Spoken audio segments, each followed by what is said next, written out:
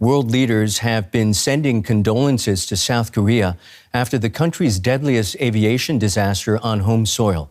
179 passengers and crew aboard the Jeju Air flight were killed when the Boeing 737-800 skidded off the runway at Muan International Airport and burst into flames. Only 2 crew members survived.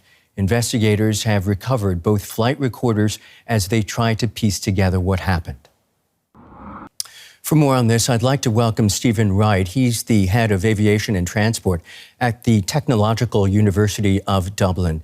Stephen Wright, I want to be clear, we don't know anything conclusive yet, but some officials suspect the crash could have been caused by a bird strike. Could you explain to our viewers how small birds can bring down big planes? Good evening. The problem with birds is that they can be ingested. This is a seaside airport, so it stretches out towards the sea. And that means that you have problems with wildlife, with birds and such like. So it's possible the aircraft's coming into land and that it's known that flocks of birds are in the area.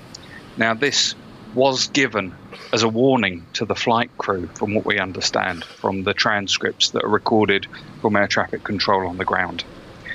The birds get ingested, typically just into one engine, and that then causes catastrophic damage on the engine itself.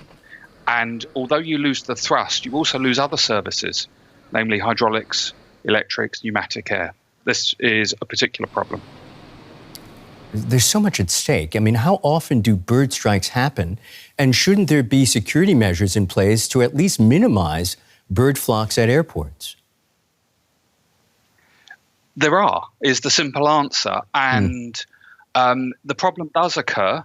I happen to have worked at London Gatwick and seen birds being ingested into a British Airways 757 leaving from England, going to America. And it was one of the most surreal things I've ever seen, including seeing bits of birds coming out the back of the engine, fire coming out the engine, exhaust from the fire extinguishers, and then watching all the fire service rush to the runway in preparation for the emergency landing. So I've seen this firsthand.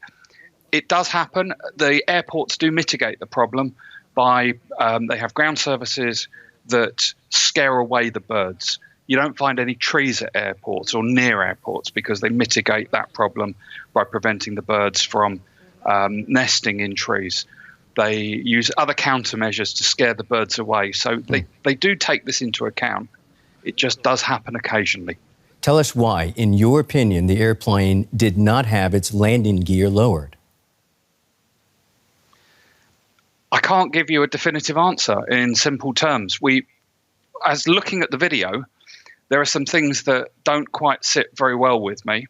Namely, it's apparent that the flight controls, that the hydraulic systems on the flight controls, they're hydraulically assisted. They weren't extended, so things like the spoilers. But the landing gear, although it's normally extended and retracted using hydraulic services, there's a emergency freefall. So you can pull a handle in the floor on the aircraft.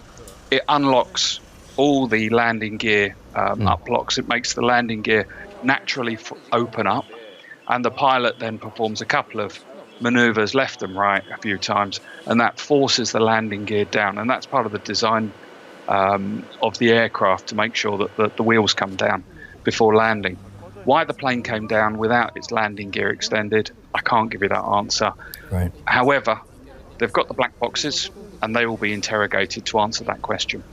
Again, this is layman stuff, and we're talking largely to an audience of lay people. Why didn't the fire tenders lay a foam carpet on the runway when it was clear the plane was attempting an emergency landing without wheels down? So the first thing that I would say in response to that is that runways tend to be quite long. It's not like 25 meters of black asphalt and simply, you chuck a few thousand litres of AFFF foam and problem solved. Runways tend to be 2.5, 3 kilometres long. So you can give you an idea how much foam would be required for that purpose. Right. The next big problem that you've got is this aircraft was intending to come straight in from the sea, but then changed its mind, turned around and returned back in the opposite direction. You mentioned the fact that the runways are long. The video shows the plane coming off the tarmac and hitting a wall. I take it it's standard for airstrips at international airports to be surrounded by brick walls? Now, Korea is a bit different to other countries. Now, what you probably haven't been explained is that this airport, like so many in Korea, are shared by both the civil business and also the military. So the civil business, the military side of this, effectively it's a protected area. And I've travelled to South Korea many times. I'm married to a Korean, so I've seen many airfields where they've got brick walls with razor wire on the top of the walls to keep unwanted visitors out.